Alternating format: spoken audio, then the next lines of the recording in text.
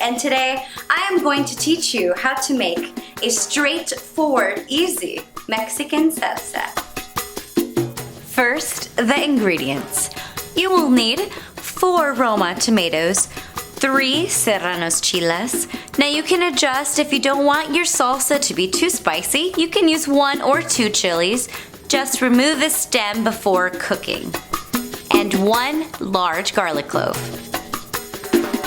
Next, line your pan, or comal, as we say in Spanish, with foil.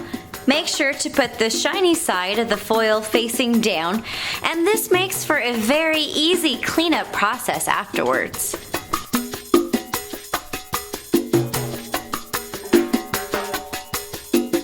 Once your comal is lined, set the burner to medium-low heat and place the tomatoes on one side,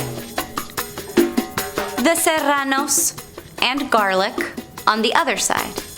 I avoid putting the garlic right in the middle, otherwise it burns really quick. After a minute, begin turning the tomatoes, serranos, and garlic pretty frequently because you don't want to burn the outside right away. You want to cook the inside too, and this makes for a more flavorful salsa.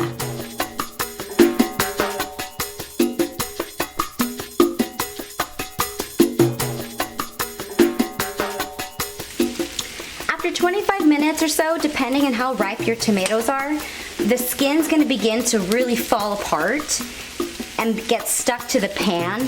That's when you know that your tomatoes are done and they're ready to be blended up.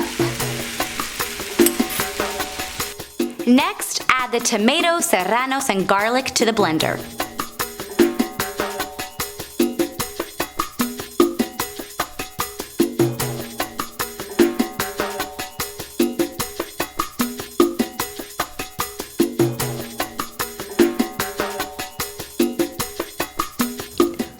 To scrape off the extra char from the tomatoes and add it to the blender because it adds an extra layer of smokiness to your salsa.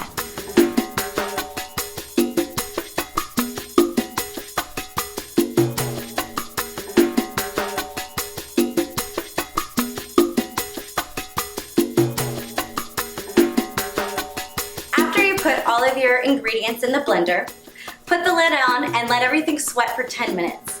This will soften everything up and the tomatoes and garlic will really soak in that heat from the serrano. Once the ingredients have softened, it is time to blend. Pulse everything for a couple of seconds, then release and repeat. If you blend everything too fast, your salsa will brown, and we want to keep that beautiful red color. Next, check your salsa. You can make it as chunky or smooth as you like.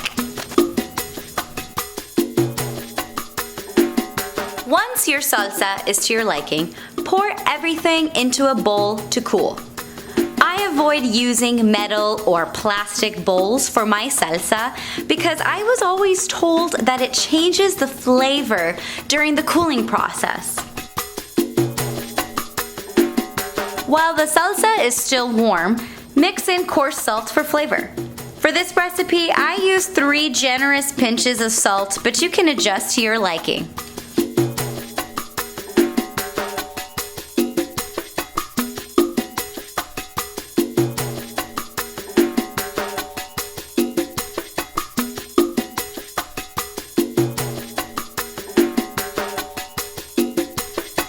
Mix the salt in your salsa and taste. If it's to your liking, let the salsa cool to room temperature, then refrigerate.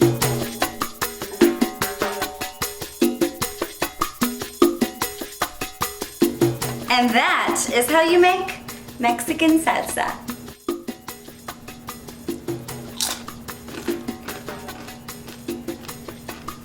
That is so good.